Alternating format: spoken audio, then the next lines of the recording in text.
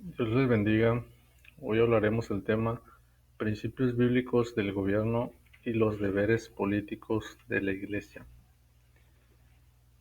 Sabemos que en Latinoamérica el número de los creyentes ha ido en aumento año con año, al punto que en algunos países se reporta hasta un 30 o 40% de la población que son evangélicos o pentecostales, particularmente en países centroamericanos.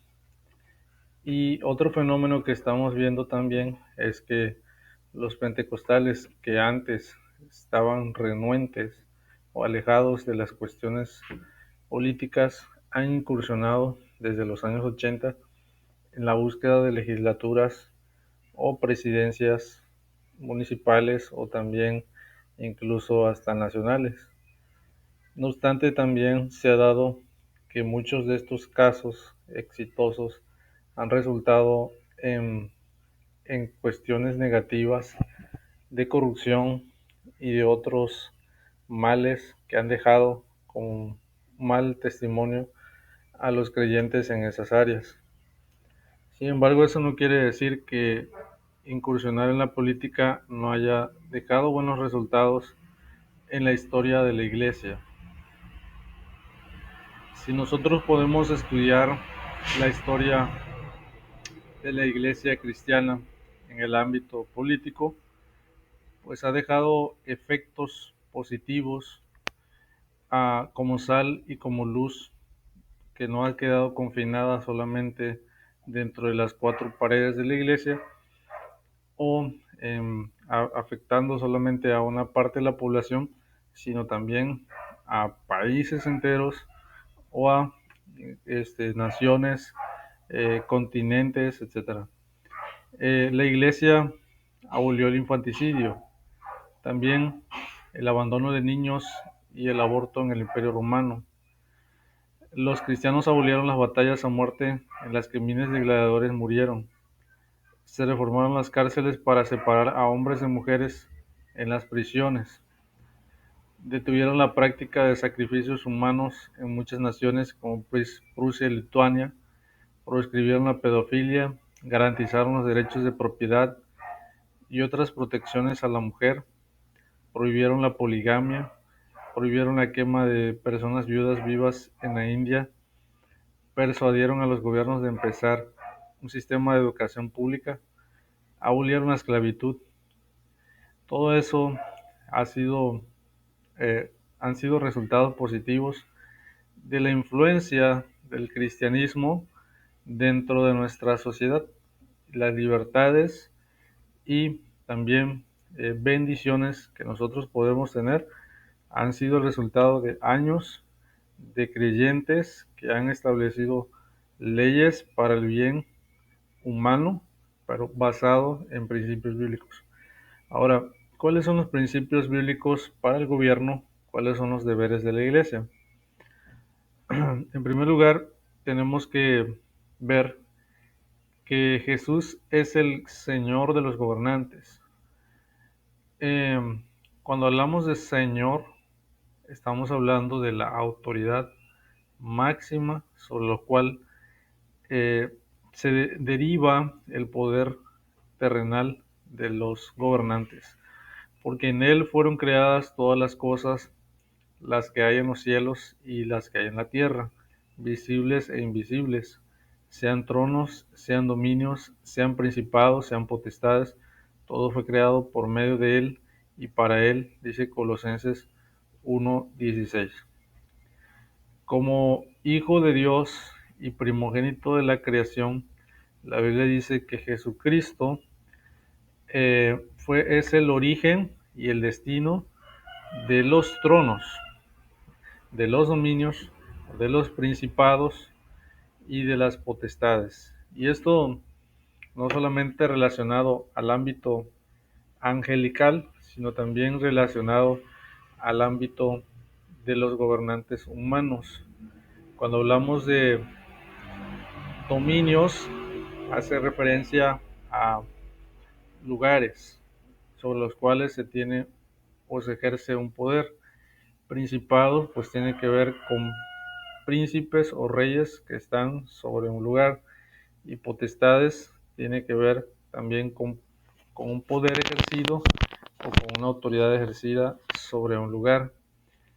Así que los reyes le rinden sus coronas según Apocalipsis 4:11, eh, y se les llama incluso en los salmos para que los reyes de la tierra teman a Dios, ¿no? Entonces, en base a que ellos han recibido el poder de la mano de Dios, de la mano de Cristo.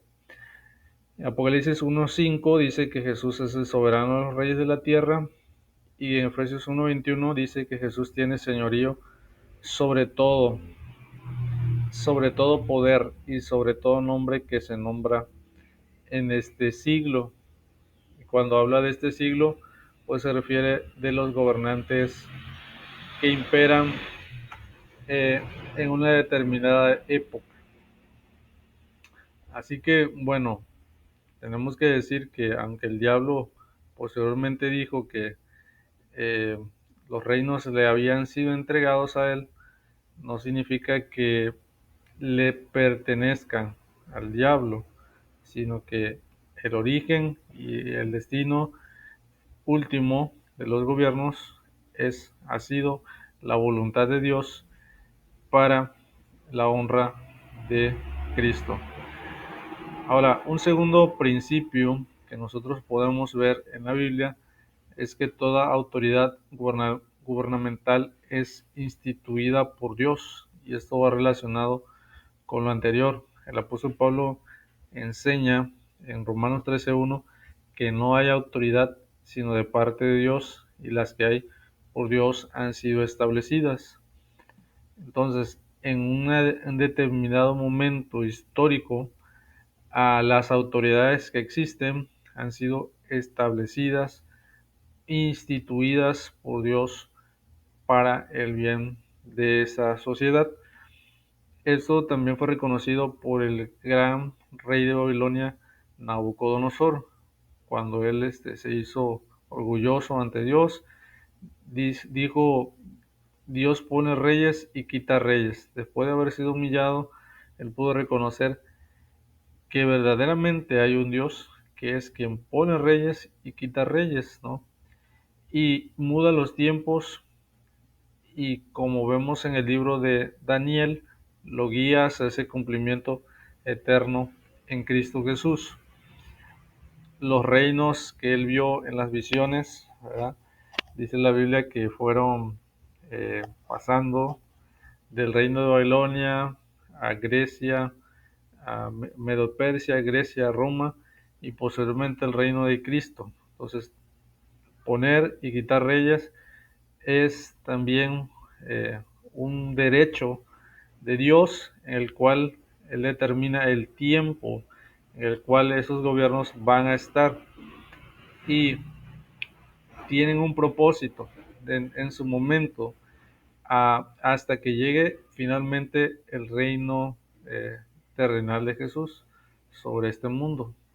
Entonces, no están fuera de la voluntad de Dios, sino están dentro de la voluntad de Dios. Y esto involucra tanto a los gobiernos que podríamos llamar buenos, como a los gobiernos que no son tan buenos, pero que también tienen un propósito en ese plan divino. Un tercer principio que nosotros vemos del gobierno es que Dios nos encargó gobernar la tierra. Aunque este tipo de gobierno pues no tiene que ver directamente con el que se ejerce sobre una nación o sobre un país, Dios le dio a la humanidad el mandato cultural.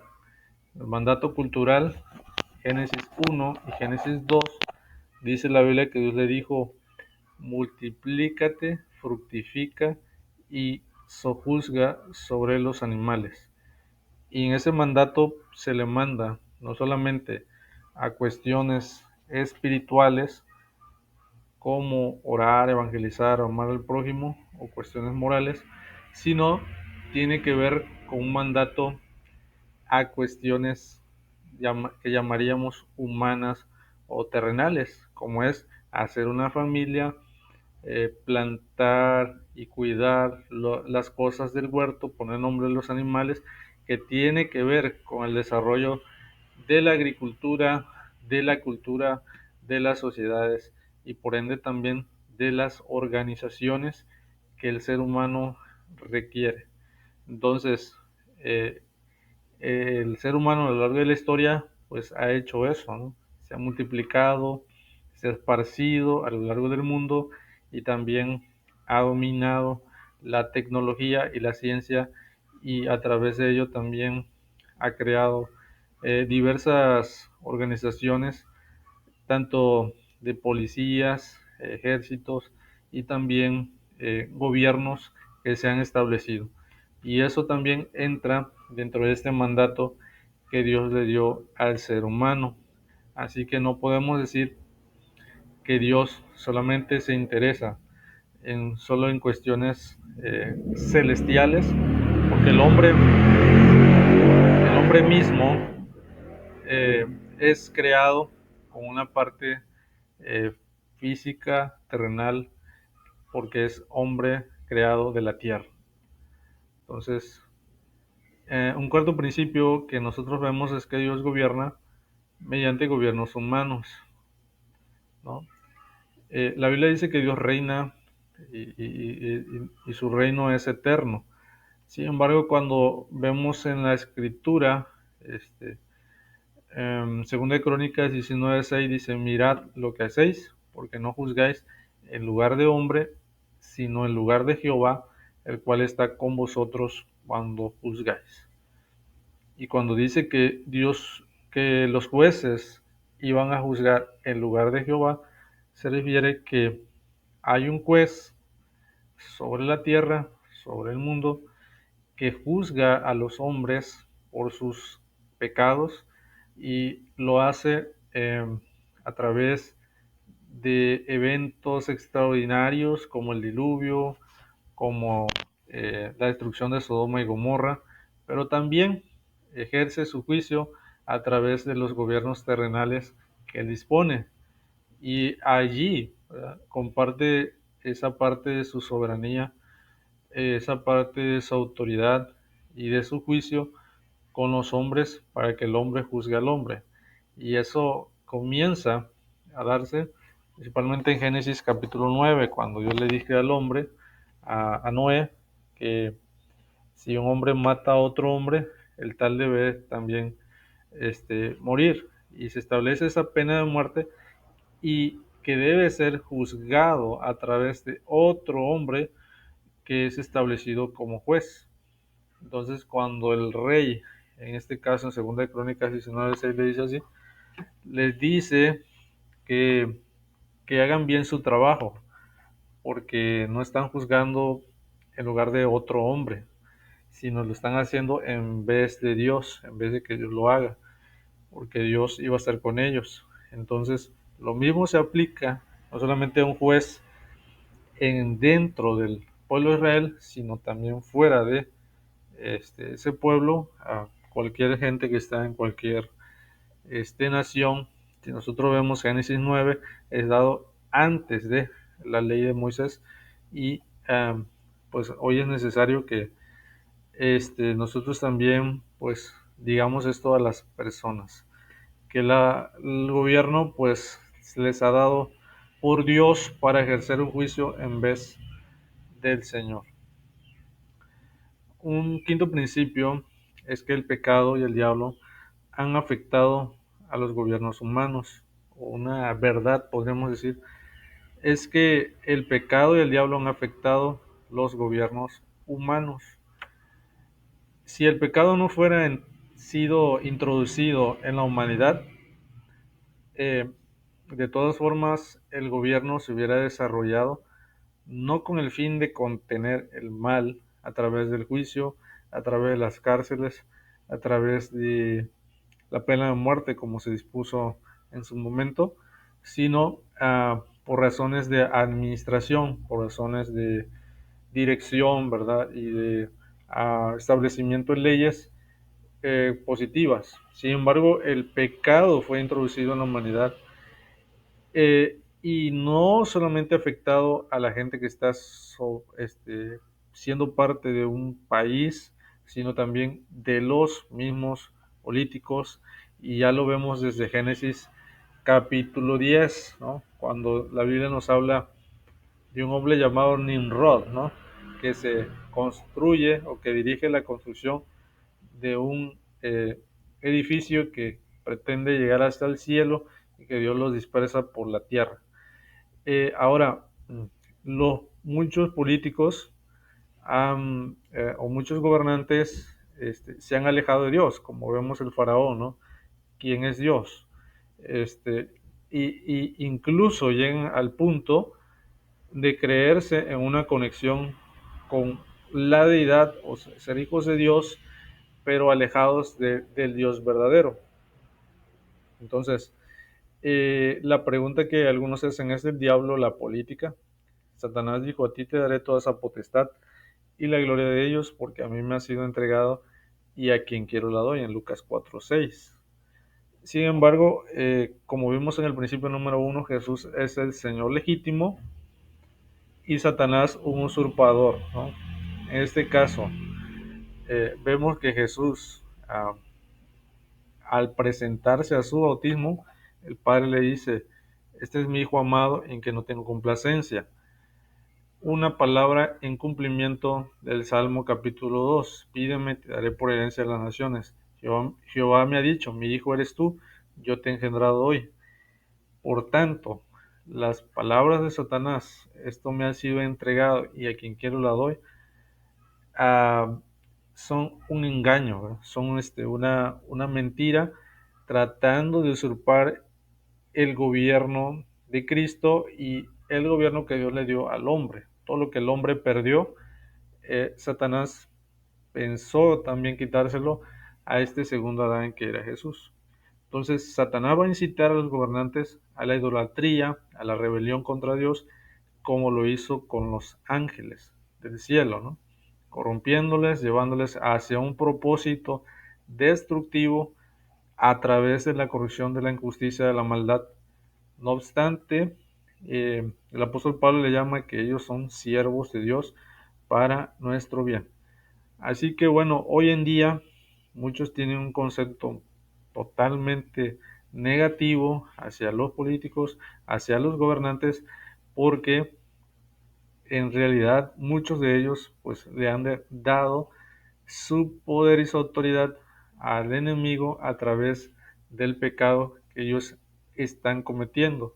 No significa que no hayan gobernantes buenos y que esas posiciones realmente sean para el servicio de Dios, como lo dice Romanos 13:4. Ahora, otro principio es que el reino de Dios puede transformar naciones y gobiernos. Así como el diablo, ¿verdad?, ha influido para la destrucción, para el alejamiento de Dios a través de los gobernantes que tienen un propósito importante, ¿no?, en ejercer la justicia y el derecho. El reino de Dios a través de Jesús puede traer transformación a las naciones y a los gobiernos. Dios anunció un reino permanente, el cual vino en Jesús. Cuando la nación de Israel cayó, Dios prometió un rey que sería así como David, ¿no? Pero cuando Jesús vino a esta tierra, pudo decir: mi reino no es de este mundo, y no enfrentó a Roma para lograr una liberación o una justicia física, política o económica en ese momento. Sin embargo, él pudo decir que su reino ya había llegado a ellos a través del poder del Espíritu Santo, a través del servicio y combatiendo aquellas cosas que realmente traían la desgracia y de lo cual surgía el mal, que es el pecado, ¿no? El pecado mismo que está en los individuos, pero también en los soldados, en los recaudadores de impuestos, en los gobernantes, ¿no? Y por tanto Juan el Bautista, cuando predican el Evangelio y llaman al arrepentimiento a las personas, le dice que no cobren más de lo debido, que hagan lo justo, que sean buenos gobernantes, porque de esa manera el reino de Dios viene a una vida, pero también a aquellos a quienes ellos son los cuales tienen influencia. Y así el reino de Dios está o se ejerce en una persona cuando uno puede ser un buen hijo, un buen esposo y también un buen ciudadano. Ahí el reino de Dios está obrando. Entonces, el reino de Dios implica ese señorío de Jesús sobre nuestras vidas y sobre nuestras áreas de influencia, de cierta manera, ¿no? El reino ya está y todavía no. ¿Por qué ya está? Porque está presente a través del Espíritu Santo dentro de la iglesia, obrando en el creyente o en los creyentes que están regados a lo largo del mundo en sus diferentes oficios o trabajos, pero todavía no está en el sentido físico terrenal hasta la segunda venida de Jesús, en la cual se llevará a cabo a plenitud. Entonces, aunque no podemos nosotros pensar que en este tiempo llegaremos a tener un gobierno, un país perfecto, idílico como el cielo, ¿verdad? Pero sí podemos nosotros obrar mediante eh, el amor, mediante el ejercer la justicia y la misericordia en donde nosotros estamos, y que no solo esté confinado dentro de un templo, ¿no? ¿Cuáles son los deberes políticos de la iglesia? Ahora pasemos a esto, ¿no? Siempre que en la Biblia se habla de los deberes de una persona, también se habla de los deberes que tiene la otra persona dentro de una relación de autoridad. Por ejemplo, padres e hijos, esposos y esposas, siervos y también jefes, ¿no? Y en este caso, hablando de gobernantes y hablando de gobernados, la iglesia, aunque su reino no es este mundo, tiene que tener un interés, unos deberes que cumplir hacia los reinos humanos. Romanos 13:1, ¿verdad? Se nos da el mandamiento básico, que es la sujeción, aunque con una posible desobediencia. Dice, sometas toda persona a las autoridades superiores, porque no hay autoridad sino de parte de Dios y las que hayan sido establecidas por Dios. La palabra sujeción significa colocarse debajo de la autoridad de otra persona, implica el acatamiento de la voluntad de la persona que está a cargo. En este caso significa una obediencia respetuosa a las órdenes de un capitán, de un dirigente o de un gobernante en particular, así como la Biblia manda que las mujeres se sujeten a sus maridos, que los hijos se sujeten a sus padres, que la iglesia se sujete también a los pastores, etcétera. Así, en general, todos debemos sujetarnos a nuestros gobernantes. Y esto, ¿verdad?, implica que nosotros de esa manera también nos sujetamos a Dios, porque dice que si nosotros no nos sujetamos al gobernante, tampoco lo hacemos a Dios. Dice, las que hay por Dios han sido establecidas. Entonces, negar la autoridad del gobierno y rebelarnos contra el gobierno, entonces rebelarnos también contra Dios, quien da esa autoridad a esa persona. Ahora, hay veces que es necesario la desobediencia. ¿En qué casos? Si nos mandan matar, si nos mandan cometer idolatría, si nos mandan dejar de predicar. En este caso, las parteras desobedecieron al faraón y nos mataron a los niños recién nacidos. O Daniel y sus amigos no adoraron la imagen que se les mandó. O Daniel no oró a otro Dios que no fuera Jehová. Y los apóstoles Pedro y Juan no dejaron de predicar, aunque se les dijera eso, y dijeron, es necesario obedecer a Dios antes que a los hombres. Por tanto, que Dios nos manda sujetarnos a nuestros gobernantes, Eso será siempre y cuando no vaya contra la voluntad de Dios, ¿no? O sea, toda ley debe estar sujeta a la ley de Jehová, porque entonces, si no lo está, entonces también nosotros nos estamos saliendo del orden que Dios estableció. Ahora, dentro de un sistema democrático, eh, implica ser participantes en los procesos electorales de petición de rendición de cuentas.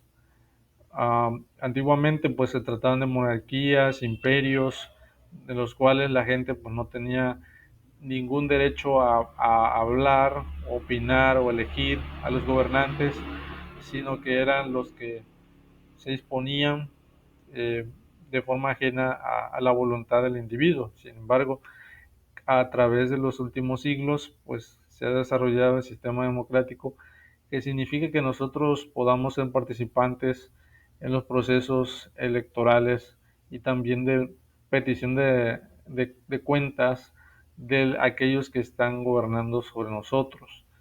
Y participar de la búsqueda del bien común, no solo en interés personal o eclesiástico, no solo buscar aquello que nos convenga a nosotros en particular, sino en aquello que vaya a convenir al resto de la comunidad.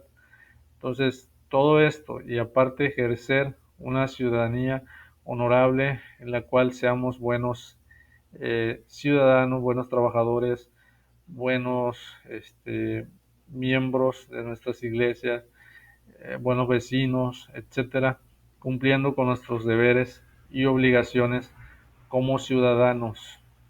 Entonces, todo esto involucra también la sujeción. Nos sujetamos a las leyes del país, no nos rebelamos contra ello, aunque también tenemos la libertad, como decíamos en este momento, de poder incluso protestar en contra de una ley que nos parezca injusta, que nos parezca que no vaya conforme a la Biblia, y en estos casos pues nosotros también incluso podemos desobedecer bajo eh, la orden de Dios, ¿no? En cuestión de que si no está acorde a los mandamientos bíblicos. Otro deber que tenemos nosotros como cristianos es orar por la ciudad y los gobernantes. Pablo exhortó a la iglesia a orar por los reyes y los gobernantes para que vivamos quieta y reposadamente, porque eso es bueno y agradable ante Dios. Primera Timoteo 2, del versículo 1 al 4. Entonces, la oración reconoce la soberanía de Dios sobre los gobiernos terrenales y en la fe de que Dios puede obrar para traer paz, para traer estabilidad, para traer bendición a un país, para traer prosperidad, para que podamos nosotros tener libertad para predicar, para que nosotros podamos tener estabilidad económica, etcétera. Entonces, nuestra oración no solamente va a ser algo bueno para nosotros mismos como iglesia, sino también para el país. Dice, por los reyes y por los que están en eminencia, es decir, por los que ejercen un poder dentro de un gobierno. En este caso puede ser un presidente, puede ser sus diputados o senadores de un congreso o de un parlamento. Y por tanto, ¿verdad? Es un deber orar, que los cristianos también a través de eso ejercen una influencia poderosa para que Dios obre dentro de una nación. Un tercer deber es pagar nuestros impuestos y dar honra a los gobernantes, ¿no? Hay ciertas responsabilidades que nosotros como ciudadanos tenemos que llevar a cabo y Pablo dice que son deberes, ¿no? Dice en Romanos 13:6, por esta razón ustedes también pagan impuestos, porque las autoridades están al servicio de Dios y a eso se dedican, ¿no? Entonces, el dedicarse a pagar los impuestos o dar tributos a, a un sistema de administración de los recursos, el gobierno puede utilizarlos para beneficio de la población en la creación de infraestructura, como carreteras, como puentes, como sistemas de salud, escuelas, etcétera, ¿no? Entonces, en contrario del pueblo de Israel que fue rebelde eh, contra Roma, ¿no? En ese tiempo, la iglesia, pues tiene que sujetarse también a lo que nuestras autoridades dispongan sobre el pago de impuestos. También debemos honrar a todos, amar a los hermanos, temer a Dios y honrar al rey. Romanos 13 dice, al que honra, honra, y al que impuesta, impuesta. Entonces, no debemos deshonrar a nuestros gobernantes, sino tratarlos con respeto y darles el honor eh, necesario a aquellos que ocupan puestos de gobierno en las tres áreas de poder que eh, se, se han derivado, ¿no? Que es el legislativo, el judicial y el ejecutivo. En estos casos, uno que ejerce un poder de hacer las leyes, el poder de ejecutar esas leyes y también el poder de administrar la justicia. Un cuarto deber dentro de este sistema democrático es que podamos elegir sabiamente a los gobernantes, ¿no? Cuando los impíos gobiernan, el pueblo gime, dice Proverbios 29:2. Por tanto, debemos evitar a los hombres que puedan ser impíos, ¿no? Y buscar a gente justa. Así que, aunque en la Biblia no hayan habido elecciones más que la elección de Dios, Dios dice que eligió a un gobernante que fuera conforme a su corazón. El pueblo de Israel pidió a uno que fuera como los reyes de las naciones. Entonces, Pablo dice, pido en mi oración que Dios les dé sabiduría y entendimiento para que sepan escoger siempre lo mejor. Por tanto, debemos orar que Dios nos dé sabiduría para poder elegir bien a nuestros gobernantes en este tiempo. Si un cristiano desea tener un puesto de gobierno, o sea, los otros puntos que hablábamos, pues tienen que ver con deberes generales, ¿no? Pero si un cristiano desea tener o estar dentro de un puesto de gobierno, debe saber que es una vocación que puede ser para el bien, como fue con Daniel, como fue con José, como fue con David, ¿no? Que fueron hombres temerosos de Dios, que estuvieron en momentos complicados de su nación y que hicieron lo bueno.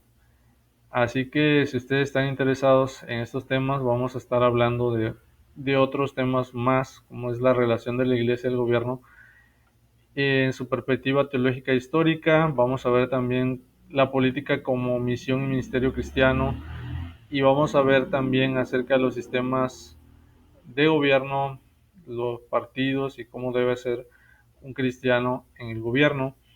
Esto con el fin de que conozcamos más sobre estos temas y así nosotros también podamos cumplir estos mandatos que Dios nos ha dado como deberes en nuestra sociedad, ya que la ignorancia pues, nos hace ser conducidos hacia ciertos errores donde muchos creyentes pueden ser muy fanatizados en cuestiones ideológicas o incluso pueden cometer errores faltando tanto a las normas establecidas por la ley terrenal como a las normas establecidas por Dios. Entonces es importante esto, agradecerle por haber visto este video y si tienen algún comentario este o le invitamos a dejarlo allí en los comentarios. Dios les bendiga.